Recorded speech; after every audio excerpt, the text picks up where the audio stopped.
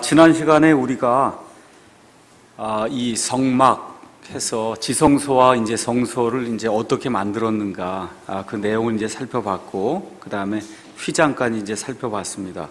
자, 오늘은 성막의 그 뜰에 대해서 이제 살펴보고, 그 다음에 대제사장에 대해서 살펴보는 그런 시간을 갖도록 하겠습니다. 27장 9절에서 19절이 있는데요. 27장 9절에서 19절, 거기 가서 보시면 성막의 뜰에 대한 내용이 있습니다. 자, 뜰이 어떻게 생겼는가, 이 그림을 이제 한번 보시면서 이렇게 하얗게 이렇게 막으로 돼가지고 기둥으로 해서 이렇게 쳐져 있는 거 아시죠? 예, 그걸 생각하시면서 그 안을 뜰이라고 그랬다. 그걸 여러분이 이해를 하시면서 보도록 하겠습니다. 너는 성막의 뜰을 만들되 뜰을 위해 남쪽을 향한 남쪽 면에 가늘게 꼰 아마실로 한 면의 길이가 100규빗 되는 현수막들을 달라는 거예요. 그러니까 제가 성막 얘기할 때, 성막을 큰 의미의 성막을 얘기할 때 이쪽이 100규빗이라고 얘기했죠. 100규빗 45m입니다. 이쪽이 50규빗 약 22.5m. 그래서 거기다 이제 현수막들이 이제 달라는 거예요. 그것들의 기둥 20개와 기둥들의 밑받침 20개는 노수로 만들며, 그러면 남쪽에 기둥이 몇 개 서야 돼요? 남쪽에 기둥이 20개가 이제 서야 됩니다. 그 다음에 여기에는 밑받침을 노수로 만드는데, 아까 처음에 성막 안에 이렇게 널빤지를 세울 때는 한 널빤지 밑에 2개씩 세웠는데, 이번엔 하나만 이제 세우는 겁니다. 그러면 남쪽에도 이렇게 세우고 북쪽에도 똑같이 20개 세우고 20개 밑받침을 이제 만드는 겁니다.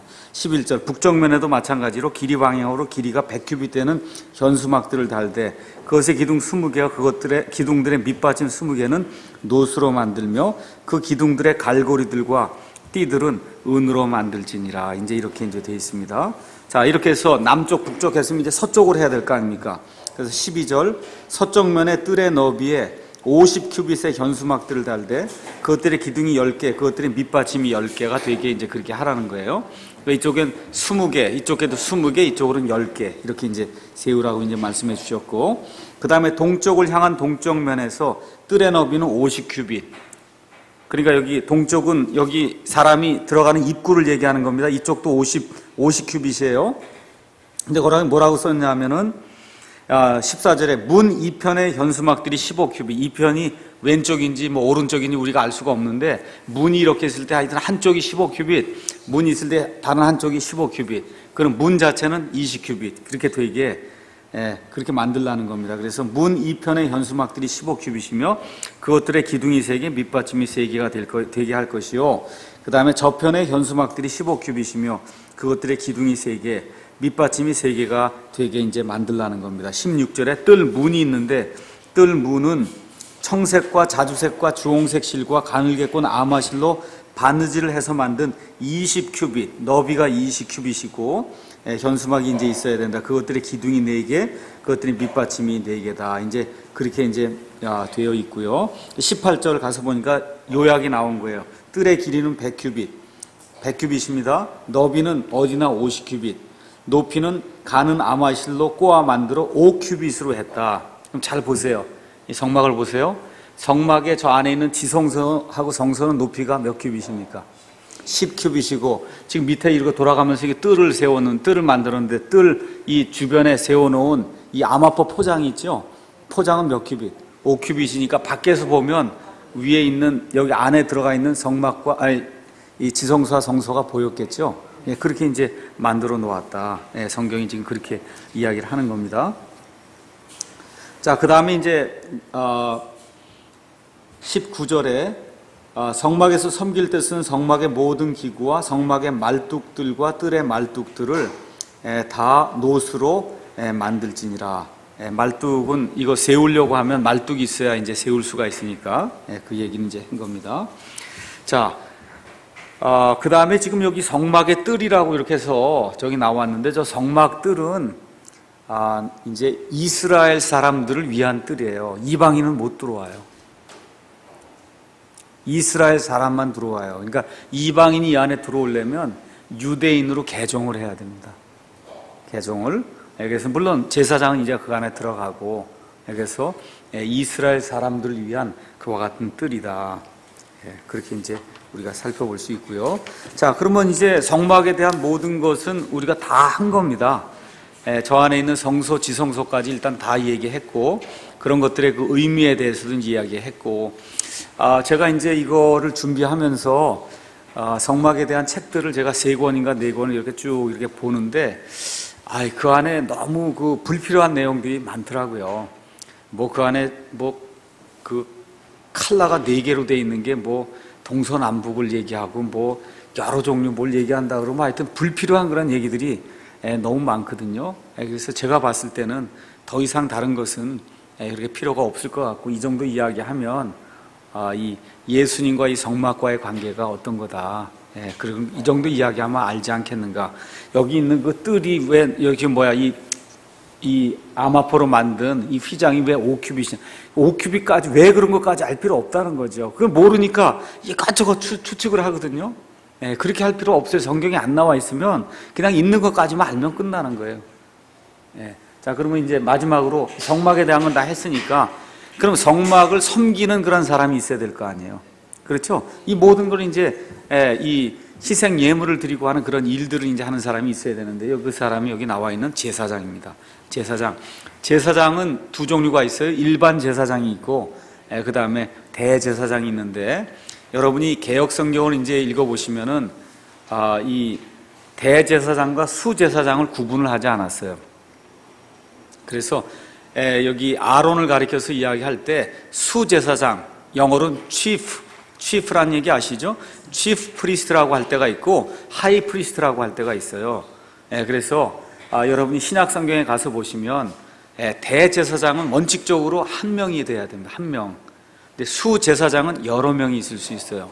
그리고 그 밑에 일반 그런 제사장들이 있을 수가 있습니다. 그래서 킹제임스 성경은 이 신약 성경으로 넘어와서 수제사장들, 대제사장은 하나, 이렇게 분명하게 구분을 해놨습니다. 그래서 그 내용을 여러분이 아시면 되겠고요. 자, 그러면 제사장 이제 그 직무를 행하려고 하면 어떻게 해야 되냐? 제가 이렇게 양복 입고 넥타이 이렇게 매고 그러고선 안으로 들어갈 수 없다는 거죠. 하나님이 규정해 놓으신 그 방법에 따라 제사장이 그 의복을 입어야만, 그리고 들어가서 그 제사장의 직무를 수행해야만 하나님께서 그 제사장이 행한 그런 일을 수용을 해 주신단 말이에요. 그래서 제사장이 입는 그와 같은 의복을 하나님이 직접 명령을 주시고 양식을 주셔서 이렇게 만들라고 이제 말씀을 해 주셨습니다. 자, 그래서 제사장들이 입는 그런 그 의복에도 여러 가지 이제 뜻이 있는데 다른 제사장들 건 이야기할 필요가 없겠고, 가장 중요한 게 대제사장이기 때문에 대제사장의 그 의복에 대해서 우리가 한번 생각해 보겠습니다. 28장 4절 가서 보시죠. 28장 4절에 가서 보면, 그들이 만들 의복들은 이러하니, 그들은 그 3절에 나와 있는 사람입니다. 이 제사장들의 의복을 만드는 사람들, 곧 흉패와 에봇과 겉옷과 수놓은 속옷과 관과 허리띠니라. 그들이 내 형 아론과 그의 아들들 위하여 거룩한 의복들을 만들어 그가 제사장의 직무로 나를 섬기게 할지니라. 그래서 대제사장이 입고 있던 것과 머리에 있던 것을 합치면 모두 7개가 됩니다. 7개. 자, 그러면 그 7개가 뭔가 하나하나 이제 살펴보도록 하겠습니다. 아까 이 펜스에 대해서는 다 얘기했고요. 자, 대제사장. 이게 거의 비슷하게 지금 이거 그림을 그려 놓은 겁니다. 이제 여러분이 이제 가서 보시면은 여기 맨 밑에 이거 하얀 거 보이시죠? 이게 속옷이에요. 이게 속옷, 오늘 이야기하려고. 그 다음에 요 위에 있는 게 긴 옷이고, 그 다음에 요 위에 있는 요거 달려있는 거, 요게 에봇입니다. 에봇. 그러니까 적어도 3개는 입어야 되는 거예요. 3개. 그 에봇이 있고, 요 가슴에 띄고 있는 요 놈을 흉패라고 우리가 이야기를 했습니다. 흉패. 그 다음에 여기 관이 있고, 그 다음에 여기 금으로 된 패가 있어요. 이걸 둘렀어요. 그래서 이 금으로 된 이 패 안에는 여호와께 거룩한 것, 이렇게 쓴 Holiness to the Lord 이렇게 기록이 돼 있어요. 그래서 저걸 가지고, 그 다음에 또 향로가 있어요. 향로를 들고, 그리고선 대제사장의 직무를 이제 하는 겁니다. 자, 그래서 이런 내용들이 어떻게 이제 성경에 기록이 돼 있는가 한번 보겠습니다. 28장 39절 가서 보시면 속옷이 나옵니다. 39절. 너는 고운 아마로 속옷을 수놓아 만들고 고운 아마로 관을 만들며 바느질로 허리띠를 만들지니라. 여기 허리띠 아시죠? 여기 허리띠. 그래서 속옷하고 그 다음에 여기 있는 관하고 관 아시죠? 여기 있는 속옷, 그 다음에 여기 있는 관, 그 다음에 허리띠. 지금 이거 만드는 내용이 28장 39절에 있습니다. 그런데 이 속옷은 제사장은 다 똑같은 속옷을 입어야 됐어요. 대제사장만 특별히 속옷 입은 게 아니고 다른 제사장들도 이제 속옷을 입었습니다. 고운 아마로 이제 만들었다. 그렇게 이제 됐고, 그 다음에 허리띠를 이제 떼어야 됐습니다. 그 다음에 이제 나오는 게 영어로는 이걸 튜닉이라고 이제 보통 사람들이 얘기를 하고, 긴 옷은 로브라고 이제 기록이 되어 있는데 28장 32절부터 34절 거기 가서 보니까 너는 에봇에 받쳐 입을 겉옷을 전부 청색으로 만들며, 이게 겉옷입니다. 그러니까 이 속옷 바로 위에 있는 게 이게 겉옷이에요. 이거는 파란색으로 만들어야 되는 겁니다. 그 위에 에봇은 이제 입어야 되는 거예요. 그것의 한가운데, 그것의 꼭대기에 구멍을 내고, 맨 위에다만 구멍을 내는 거예요. 사슬 갑옷의 구멍처럼 그 구멍 주위에 짜서 만든 것으로 돌아가며 가를 둘러 그것이 찢어지지 않게 구멍을 하나 내고, 여기를 이게 뜯어지면 안 되니까 여기를 사슬 갑옷에 이 구멍을 낸 것처럼 해서 가를 돌아가면서 이게 둘러가고 찢어지지 않게 이제 이렇게 만들어야 되고, 33절 너는 그 옷의 단 밑으로 단의 주위로 돌아가며 청색과 자주색과 주홍색 실로 석류들을 만들어야 돼. 이게 석류가 이제 여기 밑에 이제 달려 있고요. 석류들 사이에 금방울을 달아야 됩니다. 그러니까 석류 금방울이 밑에 이렇게 달려 있는 겁니다. 자, 그 다음에 그 겉옷의 단 주위로 돌아가며 금방울 하나, 석류 하나, 금방울 하나, 석류 하나를 달지니라. 그래서 금방울과 석류를 하나씩 이제 돌아가면서 달라고 이제 성경이 이야기하고 있습니다. 왜 그렇게 해야 되냐? 25절 그것은 아론이 섬기기 위하여 입을지니라. 그가 주 앞에 성소에 들어갈 때와 나올 때 그의 소리가 들리게 할지니 그리하여야 그가 죽지 아니하리라. 성경이 그렇게 이야기되어 있어요. 그래서 딸랑딸랑 소리가 나야 된단 말입니다.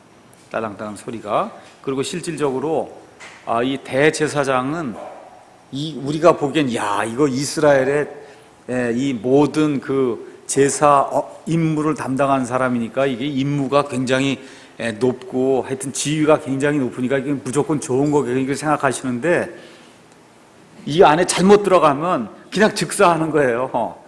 1년에 한 번씩. 그런데 즉사하니까 어떤 일이 발생을 하냐, 방울을 또 달아야 될 이유가 있는 거예요. 방울 소리가 안 나면 끄집어내야 돼요, 고리로 해서. 그러니까 방울 소리가 나야 저 안에서 지금 살아있구나 하는 걸 알 수 있는 겁니다. 방울 소리가 안 나면 그럼 갈고리를 들어가면 안 되잖아요. 그러니까 휘장 들어가면 안 되니까 갈고리를 해서 이거 집어내야 되는 거예요. 그러니까 굉장히 두려움 상태에서 저 안으로 들어가는 거예요. 목숨을 내걸고 하나님의 그 존전 앞에. 자, 그래서 이제 긴 옷이 있고, 그 다음에 나오는 게 에봇입니다. 에봇은 출애굽기 28장 4절에서 이제 12절에 나와 있는데 한번 가서 보겠습니다. 그들이 만들 의복들은 이러하니고 흉패와 에봇과 이제 쭉 나온 다음에 5절에 그들은 금실과 청색과 자주색과 주홍색 실과 고운 아마실을 취할지니라. 그들이 정교한 솜씨로 금실과 청색과 자주색과 주홍색 실과 가느게 아마실로 에봇을 만들되, 에봇의 두 어깨 조각을 에봇의 양 끝에 연결하 이로써 그것이 연결되게 할지니라. 그러니까 어깨 조각을 통해서 앞하고 뒤가 이렇게 연결이 되도록 그렇게 이제 만들라고 하는 그런 내용입니다. 자, 그 다음에 이제 뭐라고 써 있냐면 8절에 에봇 위에 있는 에봇의 정교한 허리띠는, 그러니까 허리띠가 사실은 두 개가 있는 거네요. 이 속옷 안에 입은 허리띠가 있고 에봇 겉에 두른 그런 허리띠가 있고, 에봇을 만드는 방법대로 에봇과 같은 것으로 만들어라. 그 다음에 9절에 너는 줄만호 두 개를 취하여 그것들 위에 이스라엘 자손들의 이름을 새기되 그들이 태어난 순서대로 그들의 6 이름을 한 보석에 새기고 나머지 6 이름을 다른 보석에 새긴다 이거예요. 보석이 어디 있냐면 여기 어깨에 붙어 있는 겁니다. 여기 줄만호로 아시죠? 보석 여기 하나가 붙어 있고 이쪽 하나가 붙어 있는데 한 보석에 이스라엘 자손의 이름 6개씩을 태어난 순서대로 적고 다른 하나에 적어서 그걸 여기 뭐라고 얘기해야 돼? 견장 비슷하게 이렇게 해서 보석을 여기다 갖다 차야 되는 겁니다. 그 다음에 12절 그 두 보석을 에봇의 두 어깨에 붙여 이스라엘 자손들을 위한 기념 보석이 되게 하되 아론이 주 앞에서 자기의 두 어깨에 그들의 이름들을 매어 기념이 되게 할지니라. 그러니까 여기 줄만호 두 개의 이스라엘 자손의 이름이 이제 들어가도록 그렇게 이제 만들었습니다. 자, 그 다음에 이제 봐야 될 게 뭐냐면 가슴에 있는 흉패예요. 흉패. 이게 브레스트 플레이트 이제 이렇게 나와 있는데 흉패. 흉패는 거기 15절부터 나와 있는데 여러분이 성경 가서 보시면 뭐라고 적혀 있어요? 제목이. 무슨 흉패? 판결을 내리는 흉패라는 거예요. 판결.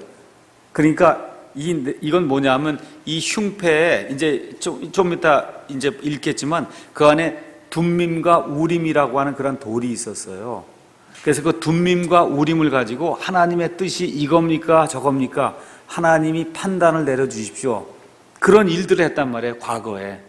그렇게 되니까 뭐야? 판결을 내린단 말이에요. 이게 맞냐 그르냐 이쪽을 가야 되냐 저쪽을 가야 되냐 이런 것들 판단을 내리는 그와 같은 일을 이 흉패에 들어있는 이 우림과 둠밈이라고 하는 그 돌을 가지고 했거든요. 그래서 이름이 판결의 흉패예요. 판결의 흉패. 자, 가서 읽어보겠습니다. 너는 판결의 흉패를 정교히 만들어라. 에봇을 만든 방법대로 그대로 이제 만들되 그것을 두 겹으로 네모 반듯하게 만들되 그것의 길이가 한 뼘, 너비가 한 뼘이 되게 할지니라. 그 다음에 너는 흉패에 보석 물린 것, 보석을 네 줄로 이렇게 한 줄, 두 줄, 세 줄, 네 줄을 달라 이거죠. 그래서 이제 그 밑에 12종류의 그 보석이 나온단 말입니다. 그래서 21절, 이 보석들은 이스라엘의 자손들의 이름들, 곧 그들의 이름들에 따라 12개며 도장을 새긴 것 같이 만들라 해서 그 12지파에 따라 각각의 이름을 지니게 할지니라. 그러니까 이스라엘 자손의 그 12이름이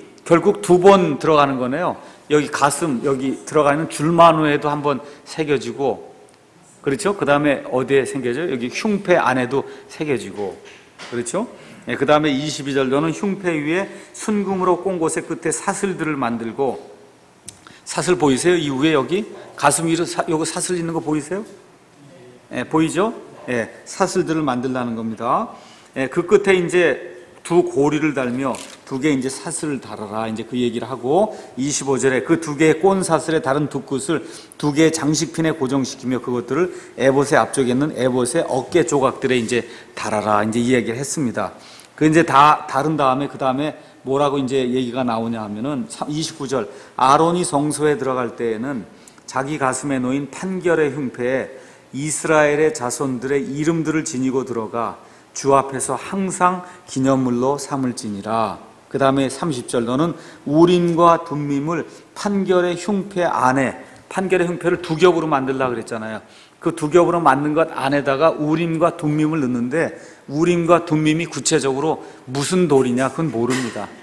지금 있지도 않고 하지만 과거에 우림과 둠밈이 있어서 그래서 이스라엘 백성이 어려움을 당하거나 하나님의 뜻을 구할 때 이 우림과 둠밈을 가지고 이 하나님의 뜻을 이제 구했습니다. 그래서 너 아론이 주 앞에 들어갈 때 그의 가슴 위에 그것들이 있게 할지니라. 또 아론은 주 앞에서 이스라엘의 자손들에 대한 판결을 항상 자기 가슴 위에 둘지니라. 그러니까 대제사장은 하여튼 하는 일이 몽땅이 다 백성들을 위한 그런 일들을 하는 거예요. 그러니까 지금 이게 뭘 얘기하려고 하는 거냐 하면 하나님 앞에 나아갈 때는 중보자가 없으면 불가능하다는 거예요. 그러니까 구약시대나 지금이나 마찬가지로 중보자가 없이는 하나님 앞에 나아가는 일 자체가 불가능하다는 겁니다.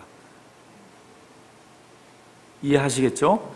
그 중보자 중에 제일 중요한 중보자가 대제사장인데 대제사장은 목숨을 내걸어야 되는 거예요.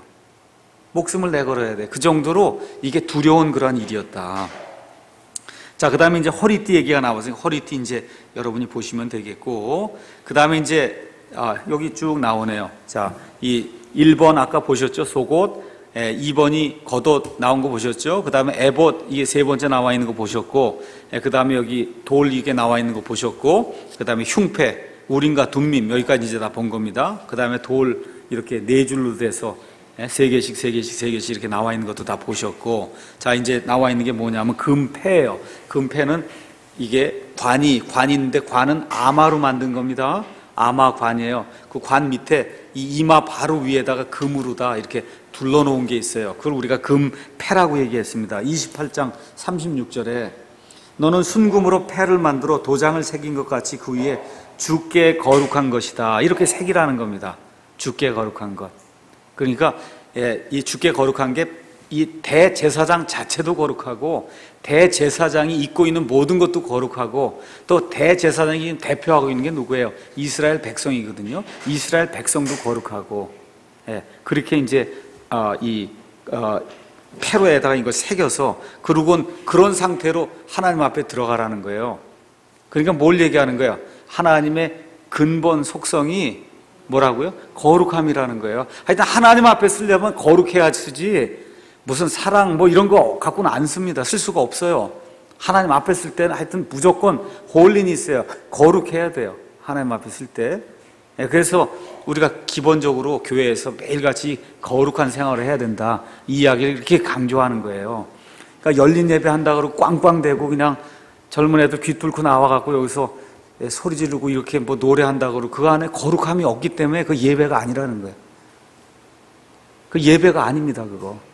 자기 흥분해서 바알 신들 앞에서 하는 것처럼 자기 혼자 좋아서 피를 철철 흘리면서 옛날에 바알 숭배하는 사람들은 막 몸을 긋고 그러면서 그냥 열이 나갖고 했거든요. 지금 그 꼴 나 있는 거예요. 그 열린 예배 한다고 하는 게. 하나님이 거룩한 분이라고 하는 걸 알면은 어떻게 귀를 뚫고 남자애들이 이렇게 나와갖고 예수님이라 그러고선 귀 뚫은 예수가 어디서 이 세상에. 그러고서 십자가를 지고 그러고 뭘 하더라고요. 그래서 또 반바지를 입고 이 앞에 나와갖고는 그래서 참 정말 우리 이 한국의 이 기독교라고 하는 게 정말 반성하지 않으면 회개하고 돌아서지 않으면 어렵겠다. 이 성막 이런 걸 공부하면서 하나님이 이걸 모든 걸 다 하늘에 있는 양식을 따라서 하나님이 다 보여주신 대로 이렇게 하면서 하나님 앞에 들어올 때는 홀리니스를 외쳐야 된다는 거예요. 거룩하게 하고 들어와야 된다고 해야 그래야 하나님이 이 예배를 받아주신다고 하니 아주 기본 개념이 깔려 있는 건데 예배 자체가 모르는 거예요. 그런 일들을 하는 거는 예배가 뭔지 하나님이 어떤 존재인지 그걸 모르기 때문에 저렇게 불쌍하게 하는 거예요. 불쌍하게. 참 답답한 일이에요. 자, 그 다음에 이제 나오는 게 머리에 쓰는 관이 있습니다. 관. 대제사장이 쓰는 그런 관이고. 자, 그래서 이제 의복은 이렇게 돼 있고, 그 다음에 여기 가서 보시면 뭐가 있어요? 옆에 뭘 하나 들고 가지요? 저기 향로입니다. 향로. 향로는 뭐에 쓰는 거냐? 레위기 16장 가서 보시죠. 이 향로가 없으면 그 안에 들어가지 못해요. 지성소 안에. 향을 피우면 뭐가 나옵니까? 연기가 나오죠? 연기가 없으면 못 들어가는 거예요. 한번 가서 보겠습니다. 레위기 16장 12절, 13절, 12절, 11절부터 읽을게요. 아론은 자기를 위한 죄업물의 수소를 가져다가 자기와 자기 집을 위하여 속죄하고 자기를 위한 그 죄업물의 수소를 잡고 주 앞에 제단에서 불타는 숯불이 가득한 향로를 취하며 또 곱게 간 향기로운 향을 두 손에 가득 담아 휘장 안으로 가지고 들어가서, 휘장 아시죠? 그러니까 어디로 들어가는 거예요? 지금 지성소 안으로 들어가서 주 앞에서 불 위에 그 향을 두어 향의 연기가 증언 위에 있는 긍휼의 자리를 덮게 할지니 그리하여야 그가 죽지 아니하리라. 이게 뭘 얘기하는 거예요? 연기를 피워갖고 하나님을 직접 보지 말라는 거예요. 하나님의 임재가 지금 긍휼의 자리에 지금 임하는 거 아닙니까? 그렇죠? 그 긍휼의 자리가 뭐예요? 내가 너와 얘기하고 너와 만날 장소가 긍휼의 자리라 그랬잖아요. 그 하나님의 그 임재가 거기 있단 말이에요. 근데 그걸 직접 눈으로 보면 안 된다는 거예요. 그러니까 어떻게 해요? 여기 향로를 가지고 들어가서 거기서 향을 피워갖고 연기를 내갖고 거길 뿌옇게 해갖고 가려놓은 그런 상태로 이 대제사장의 직무를 하라는 겁니다. 그러니까 이걸 통해서 뭘 제가 말씀드리고자 하냐 하면 우리가 생각하는 것처럼 하나님이 이렇게 호락호락한 그런 존재가 아니라는 거예요. 그러니까 요새 뭐 일반 이런 기독교 우리 이렇게 교회 가면 뭐 예수님이 나의 친구 뭐 친구 맞긴 맞죠. 예수님이 내 친구라 그랬으니까. 근데 이제 실질적으로 여러분과 제가 어떤 모습의 예수님을 봐야 되냐면 이 3년 동안 12제자를 예수님이 이렇게 데리고 다녔어요. 그래서 예수님하고 12제자가 같이 밥도 먹고 같이 잠도 자고 같이 여기저기 다녔단 말이에요. 그러고 났는데 예수님이 이제 승천하셔서 올라가신 이후에 약 60년쯤 지나서 반모섬에 그 12제자 중에 한 사람인 요한이 이제 유배가 돼서 거기서 예수 그리스도의 계시를 받거든요.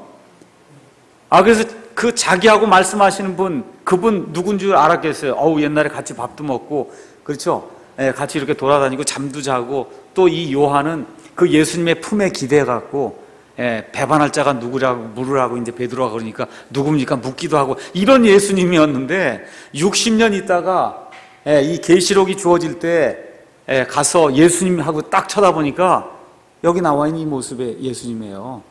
그 과거에 자기가 3년 동안 이렇게 쫓아다니면서 같이 밥 먹고 친구처럼 지나간 그런 예수님이 아니라 여기 있는 것처럼 엄청나게 무섭고 두렵고 심판하시는 그와 같은 그 권세를 가진 그런 예수님으로 나타나시거든요. 그러니까 어떻게 됐다 그랬어요? 내가 죽은 자 같이 되어 쓰러졌다 그랬잖아요.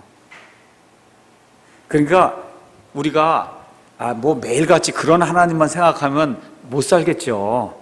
근데 제가 말씀드리고자 하는 것은 최소한 우리가 하나님께 예배를 드린다, 하나님을 섬긴다라고 얘기할 때 그 아버지의 근엄한 그 거룩하신 그런 모습이 항상 우리 속에 있는 가운데, 그러는 가운데 그분이 나를 사랑하신다고 한 그 사랑을 기억해야지, 그걸 무시하고 무조건 사랑만 하면 그러면 성경에 하나님을 만나기 어렵다는 거예요. 그래서 구약 성경에서 계속 이야기하는 게 주를 두려워하는 것이 지혜의 시작이라는 거예요. 주를 두려워하는 것이, 두려워해야 사랑이 생긴다는 겁니다. 두려워해야 참된 사랑이 생겨난다. 성경이 그렇게 지금 이야기를 해주고 있는 겁니다. 그래서 이 대제사장이 이 향로를 가지고 이렇게 이 안으로 들어가는데, 그게 이 하나님을 직접 보지 않으려고, 하나님께 보지 못하도록 그렇게 하기 위해서 하나님이 만들어 놓으신 안전장치입니다. 자, 근데 이 그림 보니까 로마 가톨릭 추기경이니 교황이 꼭 이거랑 똑같이 하고 다니죠? 그렇죠? 지금 똑같이 이거 향로까지 다 똑같이 갖고 다녀요. 로마 가톨릭 교회 가봐요. 다 향 피우고, 베드로 성당 가봐요. 다 향으로 해서 이렇게 하고 그러거든요. 첫 번째 교황이 베드로라 그러는데 베드로가 이거 한 적이 있었겠어요? 한번 생각해 보세요. 그 사람들 주장이 첫 번째 교황이 베드로라 그러잖아요. 이미 휘장이 갈라져서 이건 없어진 시대에 지금 와 있는데 베드로가 지금 속옷 입고 겉옷 입고 에봇 입고 흉패 달고 그 다음에 향로 들고 이러고서 향 피우면서 하나님 앞에 예배드리고 그런 일 했다는 게 여러분 이렇게 상상이 됩니까? 안 되죠?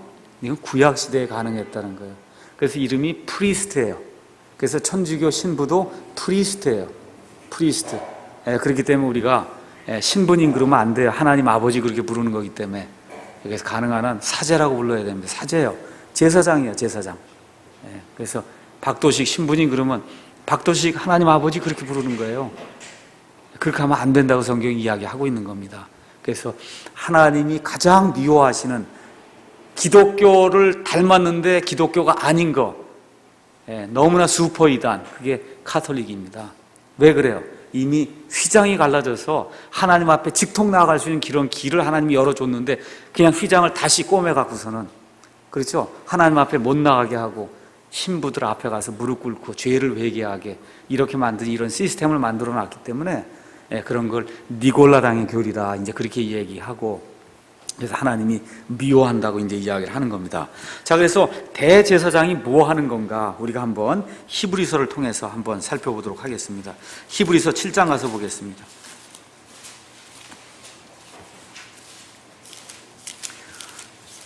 히브리서 7장에 이제 가서 보시면은 히브리서 5장 먼저 한번 제가 읽어 드릴게요. 5장에 이 히브리서 기자인 사도 바울이 이제 이 모든 이 성막이라든지 제사장이라든지 그 다음에 유대인들이 드리는 그런 헌물이라든지 이런 것들을 잘 알고 있는 히브리 사람들에게 보낸 서신이 히브리서예요. 그러니까 유대인들 지금 이거 모르는 사람 아무도 없어요. 자, 이 사람들에게 지금 뭘 상기시키냐 하면 너희들 구약시대의 대제사장 알고 있지? 그렇죠? 그러니까 안다 그 얘기예요. 예수님은 그 대제사장보다 훨씬 뛰어난 분이다. 지금 그 얘기를 4장부터 얘기하는 겁니다. 4장 14절. 그런즉 우리에게 위대하신 대제사장 곧 하늘들 안으로 들어가신 하나님의 아들 예수님이 계신 줄 알므로 우리가 우리의 신앙 고백을 굳게 붙들자. 근데 이 대제사장은 우리에게 계신 대제사장은 우리의 연약함의 감정을 몸소 느끼지 못하시는 분이 아니요 모든 점에서 우리와 똑같이 시험을 받으시되 죄는 없으신 분이시니라. 그러므로 우리가 긍휼을 얻고 필요한 때에 도우시는 은혜를 얻기 위해 은혜의 왕좌로 담대히 나아갈 것이니라. 휘장이 이제 완전히 위에서부터 아래로 갈라져서 찢어져서 그 길이 열렸기 때문에 이제는 은혜의 왕좌로 어떻게 해요? 담대히 나아갈 수 있다는 거예요. 담대히가 무슨 뜻인지 알겠죠? 구약시대의 그 대제사장이 하나님 앞에 들어갈 때 담대한 마음으로 들어간 거예요. 죽으면 죽으리다라는 마음으로 들어간 거예요. 그러니까 여기서 담대하다는 얘기 무슨 얘기인지 알겠죠? 구약시대 그 제사장이 그 담대한 마음을 가지고 거기 들어갔듯이 이제는 휘장이 없어지고 휘장이 누구로 바뀌었어요? 예수님으로 바뀌었기 때문에 우리가 이제는 담대하게 이제는 하나님의 왕좌 앞에 직통으로 이제 나아갈 수 있는 그런 길이 열렸기 때문에 나아가자. 그 다음에 이제 5장의 대제사장의 자격에 대해서 나오는 겁니다. 사람들 가운데서 취한 대제사장마다 하나님께 속한 일들에서 사람들을 위하여 임명을 받나니 누굴 위해서요? 사람들, 특별히 이스라엘 백성을 위해서. 이것은 그가 죄들로 인해 예물과 희생물을 드리게 하려 함이라. 그가 무지한 자들과 길에서 벗어난 자들을 불쌍히 여길 수 있으면 그 자신도 연약함에 쌓여있기 때문이다. 그러니까 대제사장이, 잘 들으세요, 대제사장이 나는 완벽한 사람입니다 하면 대제사장 노릇을 할 수 있을까요? 없을까요? 못해요. 못한다는 거예요. 지금 여기 나와 있는 게 대제사장이 그 일을 할 수 있는 거는 자기 자신이 연약한 사람이고 죄를 짓는 사람이기 때문에 이 죄의 속죄가 필요한 걸 깨닫기 때문에 그런 사람이기 때문에 이 대제사장의 역할을 할 수 있다는 겁니다. 이런 까닭에 그가 백성을 위하여 죄들로 인한 헌물을 드린 것 같이 자신을 위하여도 드려야 함이 마땅하니라. 그러니까 헌물이 두 종류가 있는 겁니다. 하나는 백성을 위해서 드리는 헌물이 있고 하나는 자기 죄를 위해서 드리는 그런 헌물이 또 하나가 있었다는 거예요. 그 다음에 이 존귀는 아무도 스스로 취하지 못하며 오직 아론과 같이 하나님의 부르심을 받은 자다 취할 수 있느니라. 제사장은 어느 지파에서만 나옵니까? 레위 지파 중에서 특별히 어느 가정에서만 나오냐? 아론의 집안에서만 이제 나오니까 아론의 집안 중에서도 특별히 처다들이나 하여튼 이렇게 하나님의 임명을 받은 사람만 대제사장이 되는 거예요. 그러니까 이게 존귀한 그런 직분이란 말이에요. 근데 스스로 하고 싶다고 돼요? 안 돼요. 하나님이 지정해 놓은 그 사람만 되는 겁니다.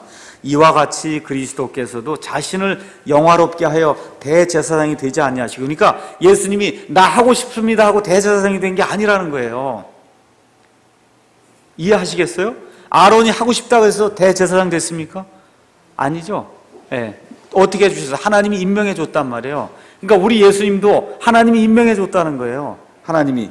자, 그렇게 말씀하시면서 그분께 너는 내 아들이라 오늘 내가 너를 낳아도다 하신 분께서 그리 되게 하셨느니라. 하나님이 대제사장으로 임명해 주셨다는 거예요.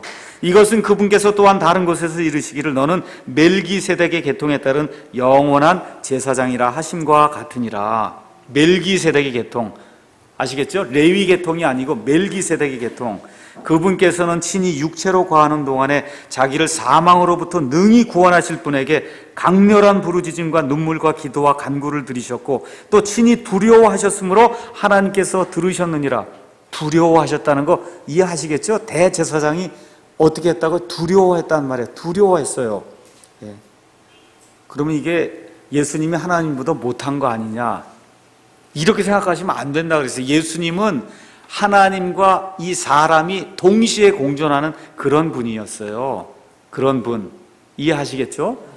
그래서 지금 여기서는 아버지께 이 완전한 사람으로서, 왜냐하면 연약함의 감정을 이렇게 느끼지 못하는 사람 대제사장이 안 된다 그랬잖아요.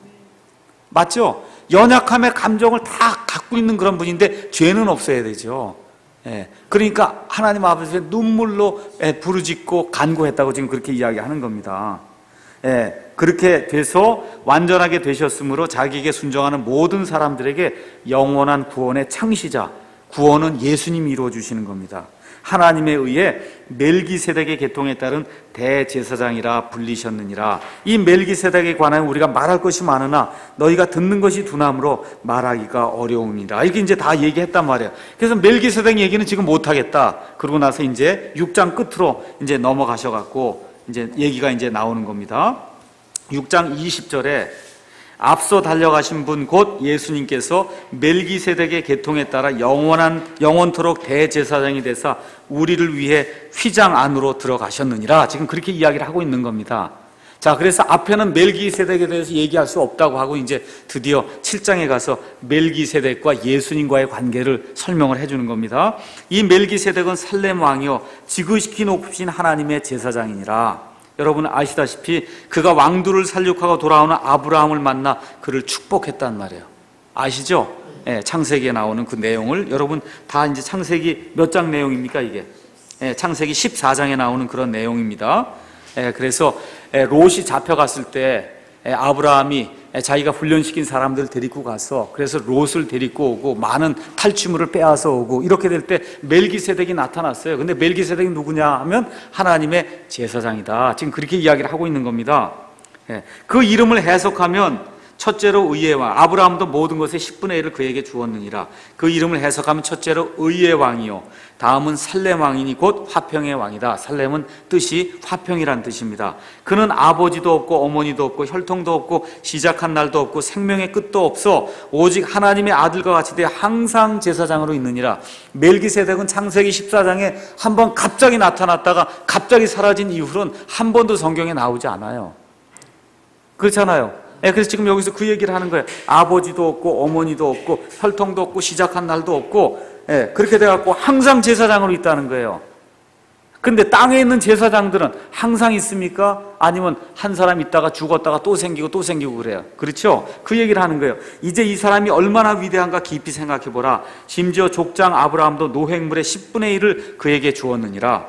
진실로 레위의 아들들 중에서 제사장의 직분을 받은 자들은 자기 형제들인 그 백성이 아브라함의 허리에서 나왔음에도 불구하고 율법을 따라 그들에게서 11조를 취하라는 명령을 받았으나 혈통이 그들로부터 나온 것으로 여겨지지 않는, 그러니까 사람들이 가져다가 이 레위 사람 제사장들에게 10분의 1을 바쳤다는 겁니다. 이스라엘 백성이. 그런데 이스라엘 백성이 그걸 바칠 때 레위 사람들에게 갖다 바쳤잖아요. 그래서 지금 여기서 얘기하려고 하는 바는 혈통이 그들로부터 나온 것으로 여겨지지 않는 그가 누구예요? 멜기세덱은 아브라함에게서 10분의 1을 받고 약속들을 가진 그를 축복하였느니라. 낮은 자가 더 나은 자에게 축복을 받는 것에는 결코 모순이 없느니라. 그럼 누가 더 크다는 거예요? 아브라함과 멜기세덱이. 멜기세덱이 크죠? 여기서는 죽는 사람들이 11조를 받아요. 레위 사람들 중에서 취한 그 제사장이 11조를 받았는데 저기서는 살아있다고, 영원히 살아있는 멜기세덱이라고 얘기하잖아요. 그 멜기세덱이 11조를 받았다는 겁니다. 또한 나는 11조를 받는 레위도 아브라함 안에서 11조를 바쳤다고 말할 수 있나니 멜기세덱이 아브라함을 만났을 때 레위는 이미 자기 조상의 허리에 있었느니라. 아브라함 다음에 이삭이 나오고 이삭 다음에 야곱이 나오고 야곱 다음에 레위가 나왔으니까, 그렇죠? 그러니까 아브라함이 이미 바쳤을 때 아브라함의 이 허리 속에 누가 들어있어요? 이삭이 들고 야곱이 들고 레위가 들었으니까 이미 레위 사람 이 제사장들도 아브라함이 멜기세덱의 10분의 1을 바칠 때 이미 다 갖다 바친 거라 이 얘기를 지금 하고 있는 겁니다. 11절. 그래서 지금 얘기하는 거 신약시대가 열리게 된 그 배경을 지금 여기서 얘기하는 거예요. 그러므로 만일 레위의 제사장 체계를 통해 완전함이 올 수 있었다면, 구약시대의 이 제사장 체계를 통해 이거 가운 입고 향 들고 머리에 관을 쓰고 뭐 이런 걸 통해 갖고 짐승을 잡아 죽이고 하는 그런 일을 통해서 성막 이런 만들어 놓은 이런 건물을 통해서 완전함이 올 수 있었다 하면 백성이 그의 제사장 체계하에서 율법을 받았니라. 그러니까 율법을 갖고는 안 된다는 거죠. 맞죠? 안 된다는 거예요. 다시 아론의 계통에 따라 부르심을 받지 아니하고 멜기세덱의 계통을 따른 제사장이 일어날 필요가 또 있었겠냐? 이게 무슨 소리예요? 이게 과거의 그 제사장 체계로는 완전함이 올 수 없으니까 새로운 제사장 체계가 임했다 그 얘기입니다. 그렇죠? 근데 그 제사장 체계는 레위 사람들에게서 오는 그러한 혈통에 따른 제사장 체계가 아니라 하나님이 세워놓으신 영원하신 멜기세덱이라고 하는 그 제사장의 체계를 따르는 그런 체계다. 그분으로 오신 분이 예수님이시다. 그래서 거기 뭐라고 썼어요? 제사장 체계가 변하였은즉 율법도 변하는 것이 마땅하니라. 그래서 그 다음에 얘기한 게 우리 주께서 유다로부터 나신 것이 분명하도다. 우리 예수님은 레위 지파가 아니에요. 유다 지파예요. 이 지파에 대하여는 모세가 제사장 직분에 관해 아무것도 말하지 아니하였고 멜기세덱의 모습을 따르는 다른 제사장이 일어나신 것을 보니 그 일이 더욱 분명하도다. 뭐가 분명하다는 거예요? 제사장 체계가 변한 게 분명하다는 거예요. 이제 신약 시대가 되면서 휘장이 갈라지면서 완전히 다른 제사장 체계로 신약 시대는 넘어왔다는 거예요. 이젠 더 이상 레위 이러한 계통의 제사장 체계로는 완전한 게 올 수 없다는 겁니다. 그렇게 돼서 멜기세덱의 계통을 따른 새로운 제사장이 일어날 필요가 있었다는 거예요. 이분은 육신에 속한 명령의 율법에 따라 제사장이 되지 아니하시고 무궁한 생명의 권능에 따라 되셨으니, 과거의 제사장들은 뭐에 따라 된 거예요? 하나님이 정해놓으신 구약시대의 율법이라고 하는 그런 것에 따라서 아론의 그 후예들 가운데서 대제사장이 나오라는 그런 법에 의해서 됐는데, 우리 예수님은 무궁한 생명의 권능에 따라 되셨으니, 그게 무슨 얘기냐?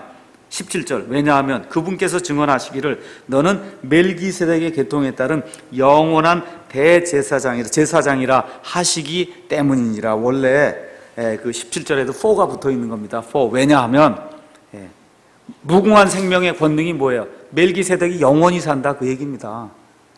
영원히 사는 그 멜기세덱의 계통을 따라서 무궁한 생명의 권능에 따라서 우리 예수님이 그 멜기세덱의 계통을 따르는 제사장으로 이 세상에 오셨다는 거예요. 그분께서 증언하시기를 얘기하고, 앞서 나가던 명령은 그것의 연약함과 무익함으로 인하여 진실로 폐하여졌도다. 그러니까 지금 사도 바울이 시브리 사람들에게 이 말씀을 지금 던져주면서 뭘 얘기하는 거예요? 구약시대에 이거 가운 입고 뭐 향로 들고 이렇게 다니던 이런 시스템 하던 게 이제 다 지났다는 거예요. 그걸로는 안 된다는 거예요. 그러니까 너희가 지금 이스라엘의 자손들이고 이스라엘의 12지파에 속한 그런 사람들임에도 불구하고 그 시스템으로는 하나님 앞에 나갈 수가 없다는 겁니다. 이제 완전히 새로운 그런 시스템이 열려서 휘장이 갈라지고, 그래서 멜기세덱의 계통에 따른 그 제사장 체계를 통해서만 그 제사장만이 중보자가 되실 수 있다는 거예요. 그래서 제사장 이야기하면 꼭 뭘 생각하셔야 된다고요? 중보자. 근데 중보자가 이제는 바뀌었다는 거예요. 옛날에는 아론의 혈통을 따른 그런 육적인 중보자, 그것이 있었는데 그건 불완전했다. 근데 지금은 멜기세덱의 계통에 따라 영원히 죽지 아니하시는 그러한 새로운 제사장이 이 땅에 오셔서 그래서 중보자가 되시기 때문에 이제는 그 중보자를 통해서만 하나님께 나아갈 수 있다는 거예요. 다른 중보자는 안 된다는 겁니다. 신부도 안 되고 교황도 안 되고 목사도 안 되고 안 된다는 거예요. 오직 예수님만 통해서 하나님께 나아갈 수 있는 그러한 길이 열리게 됐다. 그래서 율법은 아무것도 완전하게 하지 못하였으나 주께서 더 나은 소망을 가져오심은 완전하게 하였으므로 우리가 이 소망을 힘입어 하나님께로 가까이 나아가느니라. 또한 그분께서는 맹세 없이 제사장이 되지 아니하였으니 그 제사장들은 맹세 없이 됐어요. 이거 맹세가 없이 되는 거예요. 어떻게 하면 제사장이 됩니까? 아버지가 제사장이면 자동 제사장이 되는 거예요. 다른 거 없어요. 아버지가 제사장이면 자동으로 제사장이 되는 거예요. 맹세할 필요가 없어요. 근데 이 예수님은 하나님이 직접 맹세해 줬다니까요. 뭐라고 돼 있냐면 그 제사장들은 맹세 없이 되었으나 이분 예수님은 자기에게 말씀하신 분을 힘입어 맹세로 제사장이 됐다는 겁니다. 곧 주께서 맹세하셨고 또 뜻을 돌이키지 아니하시리라. 이르시기를 너는 멜기세덱의 계통에 따른 영원한 제사장이라 하셨도다. 이거를 하나님이 어떻게 맹세해 주셨다니까요. 그리고 하나님이 뜻을 돌이키지 않는다는 거예요. 그러니까 구약시대 제사장하고 지금 이 제사장은 상대가 안 된다, 비교 대상이 안 된다, 지금 그 이야기를 하고 있는 겁니다. 22절. 그런 것으로 말미암아 예수님께서는 더 나은 상속 언약의 보증이 되셨느니라. 상속 언약이 테스타먼트고 더 나은 게 베터. 그게 뭐예요? 뉴 테스타먼트란 말이에요. 과거 거는 올드 테스타먼트고 구약시대의 상속 언약이었고 이제 새로운 상속 언약이 예수님으로 말미암아 예수님이 이 상속 언약을 주시는 그와 같은 유언자로서 죽으심으로 말미암아 예수님이 주시고자 하는 그런 상속 언약의 모든 유업이 우리에게 지금 주어지는 그러한 때가 열렸다, 그 얘기입니다. 참으로 그 제사장들의 수가 많은 것은 그들이 죽음으로 인해 항상 있지 못하였기 때문이로되 이 사람은 항상 계심으로 변할 수 없는 제사장 직분을 소유하시느니라. 항상 계신다는 거예요, 항상. 그 다음에 이제 나오는 게 그러므로 그분께서 항상 살아계셔서 그들을 위해 중보하심을 보건대 그분은 또한 자기를 통하여 하나님께 나오는 자들을 끝까지 구원하실 수 있느니라. 이거는 구원이 많이 견뎌야 되는가 보다, 이런 의미가 아니라 구원에는 넓은 뜻이 있어요. 좁은 뜻은 구원받아서 천국에 가는 거, 그거 구원입니다. 근데 살아있는 동안에 그럼 마음대로 살아도 되냐? 그거 아니거든요. 그래서 넓은 의미에 우리가 죽을 때까지 이 땅에서 사는 동안 성화의 그런 삶을 이렇게 살아야 되는 거거든요. 그것도 어느 의미에서 구원이에요. 끝까지. 이러한 대제사장께서는 우리에게 합당한 분이셨으니 곧 그분은 거룩하시고 해가 없으시고 더러움이 없으시고 죄인들로부터 분리되시고 하늘들보다 더 높이 되셨느니라. 그분께서는 저 대제사장들과 같이 먼저 자기의 죄들로 인하여 날마다 희생물을 드리고, 제사장이 매일 희생물을 드렸단 말이에요. 그 다음에 백성의 죄들로 인하여 희생물을 드릴 필요가 없으시니 이는 그분께서 친히 자신을 드릴 때 이 일을 몇 번에 했어요? 한 번에 하는 거예요. 한 번에. 과거의 그 제사장들은 매일같이 제사를 드리고, 그렇죠? 또 속죄일날 들어가기 전에도 또 자기를 위해서 이 속죄제를 드리고, 그리고 또 들어갔단 말이에요. 그러니까 수없이 드렸는데 우리 예수님 그럴 필요가 없다는 거예요. 이 일을 단 한 번에 영원토록 끝내신 거예요. 단번 속죄라고 이야기하는 거예요. 단번 속죄. 28절, 율법은 연약함을 가진 사람들을 대제사장들로 삼거니와 율법이 있은 뒤에 하신 맹세의 말씀은 영원토록 거룩히 구분된 아들을 대제사장으로 삼느니라. 우리 예수님이 지금 그 일을 하시는 거예요. 그래서 우리 예수님의 세 가지 직무가 있어요. 예수님의 세 가지 직무는, 하나는 대언자로서의 직무가 있어요. 대언자. 하나는 대제사장, 제사장으로서의 직무가 있고, 하나는 왕으로서의 그런 직무가 있어요. 그래서 예수님께서 이 땅에 오셔서 33년 동안 이 땅에 사시면서 어떤 직무를 행하셨냐? 대언자로서의 직무를 하신 거예요. 대언자. 구약 시대에 많은 대언자를 하나님이 보냈어요. 이스라엘 백성이 다 어떻게 했어요? 죽였죠? 죽였어요. 그래서 맨 마지막에 가장 큰 대언자로 하나님이 우리 예수님을 보내주셨거든요. 그래서 하나님의 말씀을 대신 전해주셨단 말이에요. 근데 어떻게 해요? 죽었단 말이에요. 대언자로서. 지금 이 시간에 승천하셔서 하늘로 올라가셔서 하늘에 있는 그 참 성막에서 우리 예수님이 무슨 일을 하고 계세요? 대제사장으로서 중보의 그런 사역을 우리를 위해서 끊임없이 지금 하고 계신다, 그 얘기입니다. 그 예수님이 이제 나중에 재림하시면은 그러면 1000년 동안 이 땅을 통치하는 왕이 되신단 말이죠. 그래서 왕의 왕이 되시는 거예요. 그래서 이 세 가지 직무를 우리 예수님이 이제 행하시기도 했고, 지금 행하시고 계시고, 앞으로 이제 행하실 겁니다. 그래서 8장 1절에 얘기하는 게, 이제 우리가 말한 것들에 관한 요점은 이것이니 곧 우리에게 이러한 대제사장이 계시다는 것이라. 그분은 하늘들에서 존엄하신 분의 왕좌 오른편에 서 있어요? 앉아 있어요? 앉아 있어요. 구약시대 모든 제사장들은 어떻게 해요? 다 서 있었어요. 계속 서 있는 거예요. 왜 서 있어요? 일이 안 끝났기 때문에. 일이 안 끝나는 거예요, 일이. 근데 우리 예수님 앉아 있어요. 왜 그래요? 다 이루었다 그랬잖아요. 다 이루었어요. 예수님이 더 이상 이룰 게 없어요. 다 이루었어요. 다. 그러니까 어떻게 임무를 다 수행하셨으니까 앉아 계시는 거예요. 앉아 계시는 거예요. 성소와 참 성막을 섬기시는 이신데 이 성막은 주께서 치신 것이요 사람이 친 것이 아니니라. 그러니까 하늘에도 뭐가 있다는 거예요? 성소와 참 성막이 있다. 우리 이게 성막 여태까지 배웠지 않습니까? 이게 다 뭘 패턴으로 만들어졌어요? 하늘에 있는 그것을 양식을 삼아갖고 양식으로 만들어갖고 지금 만들어줬다는 겁니다.